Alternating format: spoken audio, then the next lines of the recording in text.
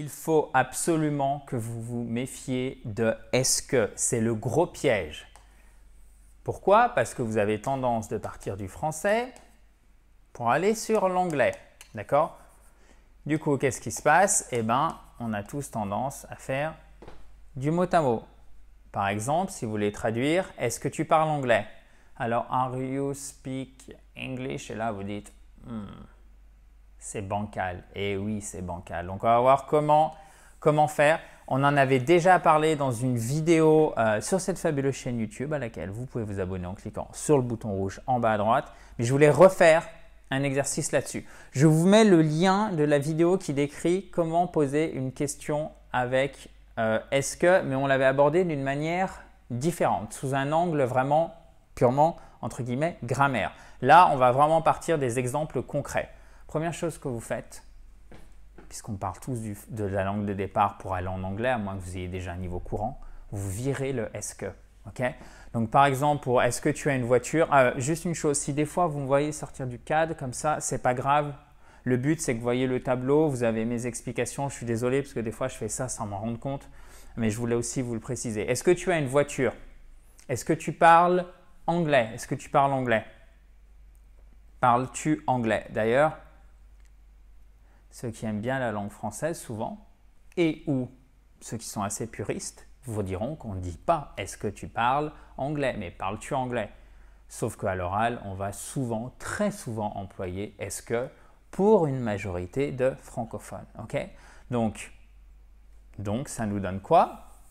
Pour la première, chers amis, est-ce que tu parles anglais? On enlève « est-ce que ?» d'accord? Bim, parles-tu anglais? Du coup, qu'est-ce qu'on fait? Donc là, il faut que vous réfléchissiez de manière efficace. Quel est votre auxiliaire? Au présent, ça peut être do, have ou be. Si c'est au prétérit, ça va être did. Si c'est au present perfect, ça va être have ou has. OK? Si c'est au futur simple, will. Ou vous pouvez avoir à la place d'un auxiliaire un modal. D'accord? On ne peut pas avoir un auxiliaire et un modal en même temps. D'accord? On ne peut pas dire I will can do it. Non, c'est I can do it ou I will do it. Il va falloir choisir, OK?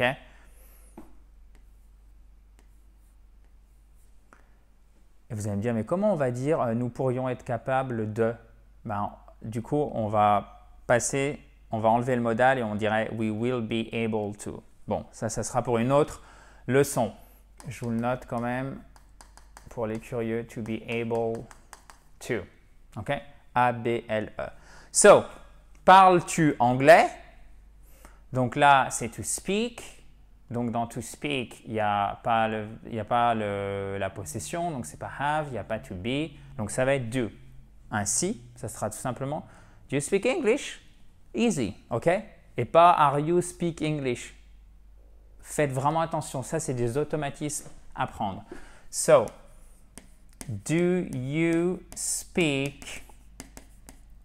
Et vous mettez bien, s'il vous plaît, la majuscule, elle est tellement importante. Hop, ça, je vous le laisse quand même, ça nous servira. Do you speak English? Do you speak English? Do you speak English? Vous remontez, puisque c'est une question à laquelle on répond par oui ou par non. Do you speak English? Voilà. Ensuite, est-ce que tu as une voiture? Alors, une différence entre l'American English et le British English, ok? Donc, hop, on enlève ça. As-tu une voiture? En British English, on va utiliser pour la possession have, ce qui nous donnera have you got a car? OK? Have you got a car? A car. Alors, généralement, have you got a car? Je sens que j'ai gribouillé là. Bon, écoutez, je vais enlever ça parce que sinon, on ne va pas s'en sortir. Hop là. Tac, tac, tac, tac, tac.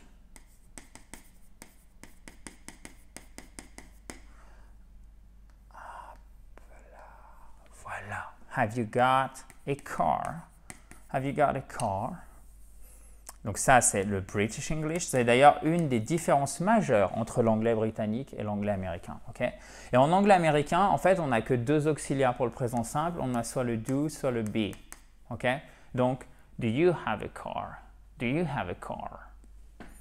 Do you have a car? D'accord? Et pas are you have got a car? Non, ça ne marcherait pas, ok? Pensez de cette manière. Vous enlevez le est-ce que et après vous choisissez bien le bon auxiliaire. Au présent simple, pour le British English, ça va être have accompagné de la particule got, ok? Et en American English, ça sera do. Évidemment, does he have a car? Pour la troisième personne du singulier. Does he have... Alors attention, il n'y a pas de majuscule, donc je vais essayer de bien mettre la hauteur des lettres. Does he have a car? Ok, guys? Very important. Et pour tous ceux qui pensent que je ne peux pas faire la même chose qu'avec mes marqueurs, voici ma réponse. Je sais qu'il y en a qui rigolent, il y en a d'autres qui doivent se dire « Qu'est-ce qu'il est complètement fou !» Vous attendez pas à celle-ci, hein, chers amis. Ça, c'est pour les plus fidèles. Parce que si vous n'avez pas vu, j'explique pour tout le monde. En fait, si vous n'avez pas vu les anciennes vidéos, j'avais des marqueurs et je faisais tout le temps ça. Et j'ai réussi à ne jamais le faire tomber, en fait. Et maintenant que je l'ai bien en main, notre stylet, je peux faire exactement la même chose. Sauf qu'avant, je faisais triple salto. Là, je me limite à un seul tour. Totalement inintéressant. Je m'en excuse. Je referme cet aparté, chers amis. Jamais se prendre au sérieux. Est-ce que tu es content? Ok, alors être content, c'est to be happy. Donc là, comme on a to be, pas besoin d'utiliser une forme progressive parce que par essence, je suis Adrien, je suis en train d'être Adrien. Je suis content, je suis en train d'être content. Donc on se limite à un présent simple, non pas progressif, d'accord? Ok? So, I'm happy. Are you happy?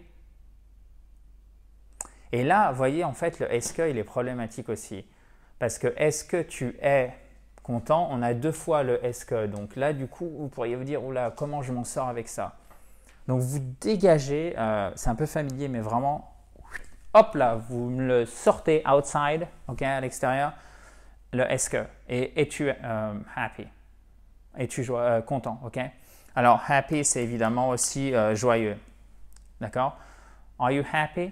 Are you happy? Est-ce que tu es content?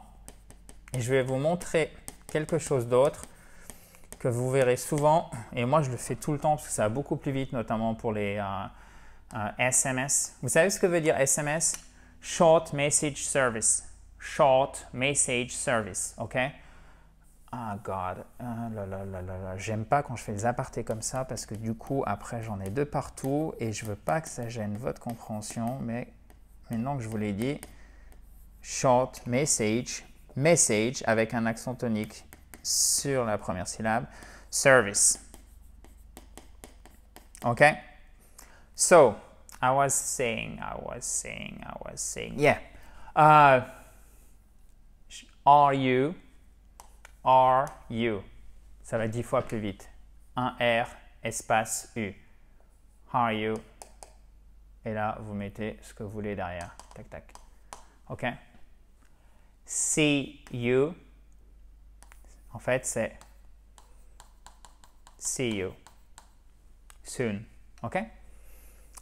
Donc, ça, je l'enlève. Voilà, on va effacer. Does he have a car? Are you happy? So, est-ce que tu as vu Nicole hier? Vous connaissez maintenant la chanson, exactement. Bah, regardez, vous voyez ce qu'on va faire? Ah, là, on peut raturer autant qu'on veut. Magnifique. Est-ce que tu as vu Nicole hier? Posez-moi la question, allez-y. OK? Hier. Yesterday. Past simple. Quel est l'auxiliaire? C'est pour ça que je l'ai effacé parce que je ne voulais pas que vous regardiez, je voulais que vous le fassiez de tête. Exactement. Did. So, did you see Nicole yesterday? OK, super. C'est toujours la même construction, hein, que ce soit un auxiliaire ou un modal. On a auxiliaire ou modal, sujet, verbe, complément. OK? So, auxiliaire au modal, ici notre auxiliaire c'est did. Did, sujet, verbe, c'est complément. Ici on a un complément circonstanciel de temps. Ça fait très école primaire, CE2, où on avait appris les compléments circonstanciels. Did you see Nicole? Voilà, j'ai voulu faire le malin. Résultat des cours, j'en ai oublié la moitié en chemin, mais ça, vous l'aviez noté. Heureusement que vous êtes plus attentif que moi. Did you see Nicole yesterday? OK? Parfait. Je sais que c'est facile pour certains d'entre vous. Ce n'est pas le cas pour tout le monde. Soit c'est une révision et ça fait jamais de mal, soit c'est une acquisition de connaissances et ça, il faut le maîtriser. D'accord? Vraiment, c'est extrêmement important. Next one. Est-ce que tu iras à l'école? Est-ce que tu iras à l'école et non pas irai à l'école? Ce n'est pas un conditionnel, c'est un futur. Comment on forme le futur simple? Exactement, avec will. Tout à fait. So, on vire le est-ce que, on commence par notre auxiliaire. C'est ça.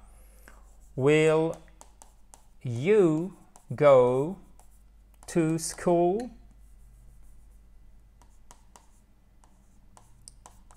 Will you go to school? OK? Et pas are you going? Alors, are you going to school, c'est est-ce que tu vas aller à l'école? Ça fonctionne, on a de la chance, mais si vous voulez faire un présent simple, vous allez être coincé. Will you? Non. Il faut vraiment que vous méfiez du mot à mot et notamment avec le est-ce que qu'on adore, quoi qu'on en pense, pour la majorité des francophones. Ce n'est pas le cas de tout le monde, attention.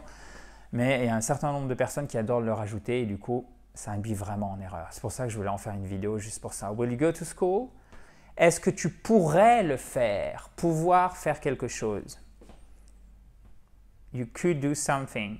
Tu pourrais le faire. You could do it. You could do it. So, qu'est-ce qu'on fait si on n'a pas un auxiliaire pour commencer la question? Oui, si on n'a pas un auxiliaire, mais on a un modal. Exactement, on commence par le modal. Could you do it? Could you do it? Alors, je vais essayer de ne pas faire une écriture liée. Voilà, pour que ça reste à peu près propre. Could you do it? OK, est-ce que vous avez bien pris le mécanisme? Est-ce que c'est clair? Vous pouvez me dire si vous avez encore des soucis de construction avec ça. Si tout est nickel, ben, bravo à vous. Et si vous avez apprécié cette vidéo, vous pouvez mettre un petit pouce bleu juste en bas à droite. Profitez-en aussi pour vous abonner à cette fabuleuse chaîne YouTube en cliquant sur le bouton rouge qui est juste là. Et pour récupérer aussi par la même occasion, parce qu'il arrive directement dans votre boîte email, votre kit complet pour vous mettre ou pour vous remettre à l'onglet. Il suffit de cliquer sur le i en haut à droite. À demain, chers amis, dans la joie et la bonne humeur. Have a nice day, guys. Bye bye.